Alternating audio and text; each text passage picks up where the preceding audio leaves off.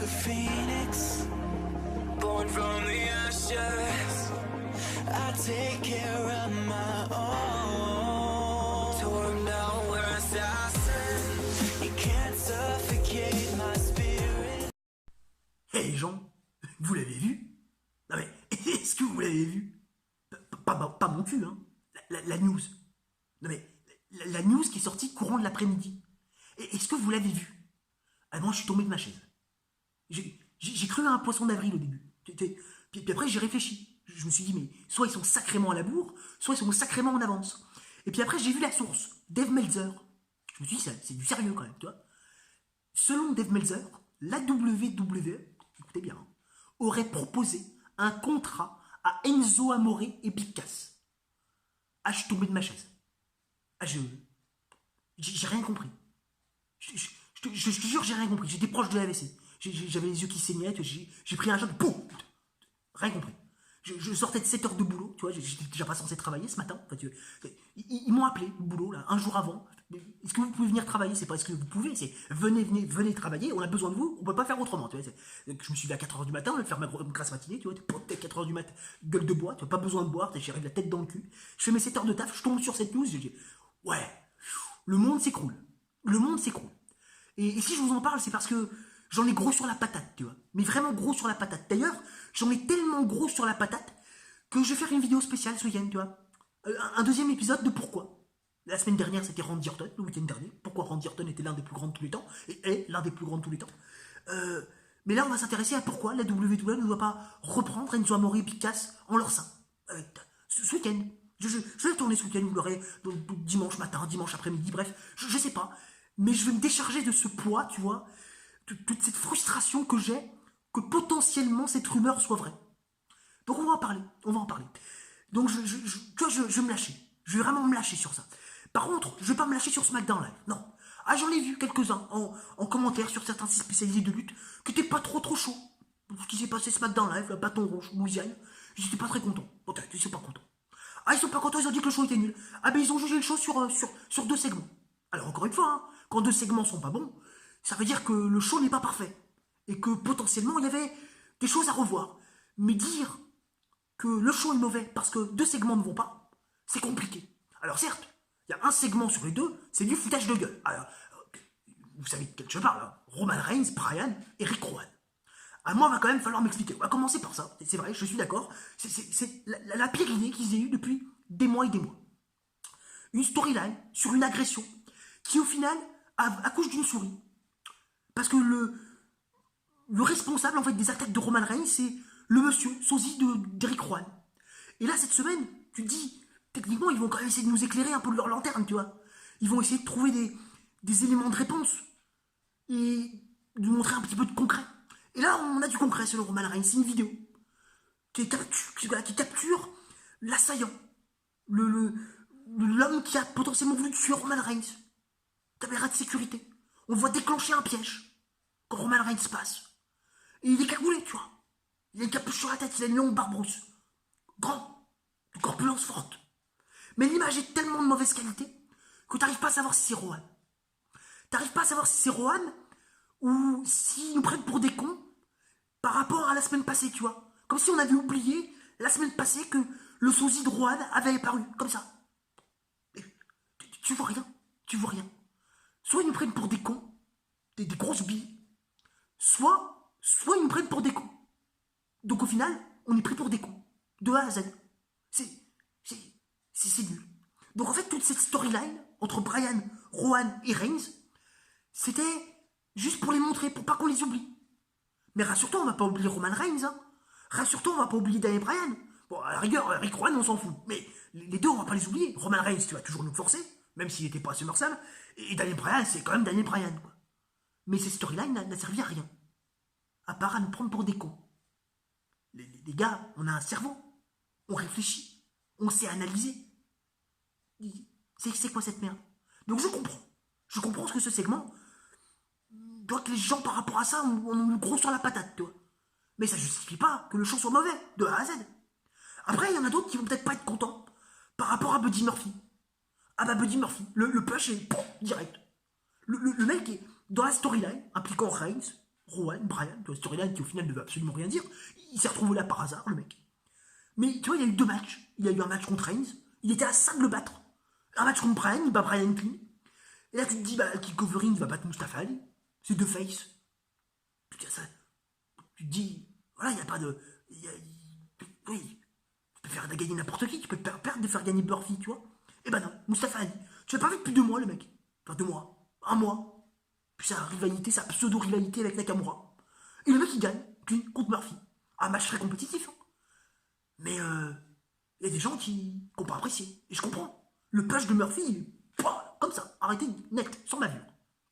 Pas compris. Ah bah le Buddy Murphy Project, il n'y en a plus. Hein. Maintenant c'est Mustafa Ali, ou Ali tout court. Je sais plus comment il s'appelle. Péché. King of the Ring.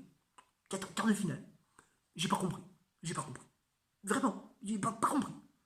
Mais le match était bon. Donc, ça me fait à peu près oublier, ou tout du moins, ça peut potentiellement me faire oublier, éventuellement, que Murphy a été à peu près pour un con. Et que son push vient de s'arrêter. Ça passe crème. Mais est-ce que ça justifie ces 2 segments un petit peu moins bons que le show soit mauvais de A à Z? Ah non, les gens. Enfin, je sais pas, c'est 2 segments, c'est quoi? C'est 10% d'un show? C'est 10% d'un show, 20% d'un show? Les 80% restants, bah ils étaient pas mauvais. Ah bah non. D'ailleurs, on a commencé par quelque chose de très intéressant. Kofi Kingston. Je suis le premier à dire que j'en peux plus de ce mec. Car qu'il a pas le niveau pour être champion de la WWE. Il a pas le niveau. Hein. De vous à moi. Mais là, il a fait sa meilleure promo depuis des années. Il a fait son meilleur show depuis qu'il est champion de la WWE. Et même tous les autres shows cumulés depuis qu'il est champion de la WWE n'ont pas été autant qualitatifs que celui-là. Tu sais pas. C'est devenu personnel. D'un coup, il s'est dit, je vais me bouger le cul.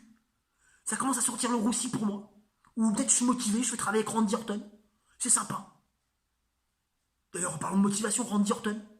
La semaine dernière, le mec, pas d'inspiration. Ah bah, il se demandait ce qu'il foutait là, le mec. Il était dans le ring, il parlait, il savait pas pourquoi il était là, mais il était là. Et puis là, on a retrouvé un Randy Orton qui avait envie. Je sais pas, peut-être sa femme, il s'est peut-être couché avec sa femme hier soir, avant le show. Le soir du show, la veille du show, il a couché avec sa femme, je sais pas. Il était content, il était heureux. Il est arrivé, mode psychopathe. Il a lu, comme. Je crois que c'était une légende qui aimait bien faire ça à l'époque dans les segments, lire des écriteaux. Comme ça, des scripts. Juste les lire, pas les raconter, mais juste les lire. Et là, c'était une lettre. Une lettre du fils de Kofi Kingston, qui est adressée à Randy Orton. Laisse mon papa tranquille. C'est un gentil monsieur. Randy Orton viscéral, psychopathe. Randy Orton motivé pour ce segment. Mais pas que, hein. Ah, pour le segment de la baston avec Kofi Kingston, c'était bien ça aussi. Pour le match face à Billy aussi, c'était cool. C'était cool. Il a rien fait, Randy Orton, du match. Ah, ça change, hein. C'est sûr, c'est pas la même chose, hein. Ali, Murphy, ça bouge dans tous les sens, hein. Ça saute partout. Randy Orton, c'est posé, c'est calme. C'est maîtrisé.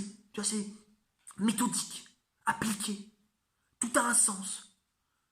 Il a vendu des rivalités. Il a vendu une storyline. Je vous parlais d'ailleurs dans la vidéo le week-end dernier de pourquoi Randy Orton est l'un des plus grands de tous les temps. Et j'avais justifié une partie du pourquoi Randy Orton était l'un des plus grands de tous les temps en vous disant que c'était le seul mec qui arrivait vraiment à conter les histoires à la perfection. À vendre une storyline à la perfection. À raconter une histoire à la perfection. Et c'est ce qu'il a fait cette semaine. Randy Orton, il a les fans dans le creux de sa main. Dans la paume de sa main. Puis les revivals à côté. C'est la classe. Hein. C'est la classe. Les revivals en mode Cody Rhodes, Ted DiBiase, la Legacy. Un peu fourbe. Qui profite. Et puis Randy Orton, toujours méthodique, qui est en train de décimer le New Day. Xavier Woods la semaine passée. Biggie cette semaine. Pour se retrouver qu'avec Kofi Kingston. C'est méthodique, c'est appliqué. C'est maîtrisé. C'est une storyline parfaitement racontée. Et tu commences le show avec ça. Mais tu le poursuis derrière. Avec le King of the Ring. Alors bien sûr, j'en parlais de Buddy Murphy, qui perd le match. Mais d'un point de vue qualité du match, tu as envie que toutes les rencontres soient aussi bonnes, in-ringement parlant. Et puis, la rencontre d'après, toujours en King of the Ring, hein, qui ont des rencontres qui ont du sens, qui ont une importance. Toi, c'est des matchs compétitifs. Gable Benjamin. Ah ouais, Chad Gable contre Shelton Benjamin. Bah c'était bien. Ah, ils n'ont pas eu trop de temps non plus. Mais 4 minutes. Victoire de Chad Gable, de l'underdog. Ah Ah ouais, underdog du King of the Ring. Ça fait des mois qu'on n'a pas vu de Chad Gable. Bah écoute, on le retrouve. Et moi je suis content de voir un underdog comme ça. Jusqu'où il va aller, j'en sais rien. Est-ce qu'il va perdre contre Cien Almas? Est-ce qu'il va gagner contre Cien Almas? J'en sais rien. Et je suis autant intrigué de voir, de savoir s'il va oui ou non gagner, que également de savoir si Corbin ou même Elias vont être King of the Ring. Elias, sa promo, sur le trône, couronne sur la tête. Ah, il a perdu son titre 24/7. Hein. Mais en tout cas, il a gagné toute ma curiosité. Ah, Elias, King of the Ring. Je suis autant intrigué par ça que Baron Corbin, futur King également. Ah, ça m'intrigue. J'ai envie de voir un heel sur le trône. Et puis, lui, c'est pareil. Il est plus à l'aise au micro que dans un ring. Ça me va bien, moi. Ça me va bien aussi. En plus, c'est des mecs que tu vois pas trop, Elias, ces dernières semaines. Ils sont un peu dans l'ombre. Tu le retrouves. Comme Gable. Un peu dans l'ombre, et tu le retrouves. T'es intrigué, t'es curieux. Puis t'étais curieux aussi de retrouver Nakamura cette semaine. Ah ouais, ça aussi, c'est négatif, les gars. Ah non, moi, je trouve ça positif. Je trouve ça très positif. Ah ouais. Nakamura avec Sami Zayn. Le Miz dans la rivalité. Miz Nakamura à Clash of Champions. Ça me plaît. Ah, je signe des 2 pieds et des 2 mains pour voir ce match-là. Et ça tombe bien, on va l'avoir. Ah, mais Nakamura, il redevient intéressant. Vraiment. Moi, il m'intéresse avec Sami Zayn. Sans Sami Zayn, il était soporifique. T'avais l'impression que c'était transparent, le mec. T'es brassé de l'air du début à la fin, il n'y a pas de problème. Tu vois, les couilles à l'air, à droite, à gauche, elles battent le vent. Mais là, maintenant, il y a Sami Zayn. Et Sami Zayn, moi, il me fait intéresser il me fait accrocher à Shinsuke Nakamura. Comme quoi Sami Zayn est hyper talentueux. Parce que c'est vrai, sans Sami Zayn, t'avais presque oublié que Nakamura était champion intercontinental. D'ailleurs, il est obligé de le rappeler aux fans présents dans l'arène. Nakamura est votre champion intercontinental.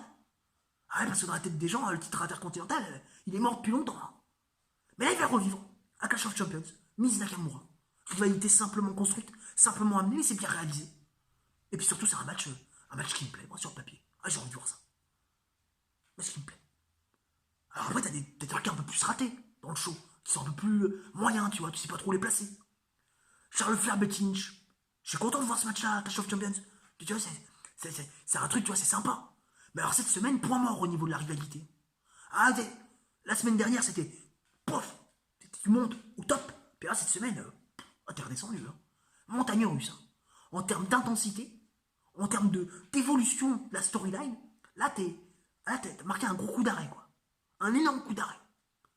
Baby qui catchait, comme Arrow, contre Lacey Evans, que t'avais pas vu dans un show du main roster depuis un bon moment. Elle était là, tranquille. Pas de soucis, pas d'angoisse. Mais je me suis dit, ils vont la faire gagner, il y a Charlotte Flair à côté. Ah bah non. Match compétitif, hein, très compétitif, bien que pas forcément toujours très bon, par moment. Mais une victoire de Lacey Evans avec une intervention de Charlotte Flair, j'aurais aimé. Ça aurait permis aussi peut-être de donner un petit peu de piquant, là, cette semaine à la rivalité. L'histoire, ça pas totalement plat. Et non, il n'y a pas eu d'intervention de Charlotte Flair, pas de victoire de Lacey Evans qu'en profite. Même pas roll-up, tu vois. Non, rien. Pas un accro. Ça m'a un peu déçu, tu vois. Ouais, ça m'a un petit peu déçu. Mais bon, peut-être qu'on en aura des prochains éléments de réponse, peut-être un avancement la semaine prochaine. Comme j'attends d'ailleurs un avancement la semaine prochaine, avec ce qui se passe avec Kevin Owens. Elias, pas Elias en rivalité, Shane McMahon, pas Shane McMahon. D'ailleurs, on l'a pas vu Shane McMahon cette semaine. On va où en fait avec Owens? Je sais pas, c'est quoi le but? C'est quoi la suite? C'est quoi la finalité? Je sais pas. Je suis curieux, mais de moins en moins quand même, quoi. Tu vois, cette storyline est de moins en moins agréable à suivre. Et ça, c'est un problème, tu vois. C'est un peu un point qui me laisse un goût amer dans la bouche, tu vois. Voilà, j'éprouve de moins en moins de plaisir à suivre cette rivalité. En revanche, j'espère que vous avez pris du plaisir à suivre cette vidéo. Si c'est le cas, n'hésitez pas à mettre un j'aime. Si la vidéo vous a plu, à vous abonner. Si ce n'est pas déjà fait, à activer la petite cloche pour recevoir toutes les notifications si YouTube fait bien son travail. Mettez en commentaire ce que vous avez pensé de ce show. Mettez en commentaire ce que vous avez pensé de cette vidéo.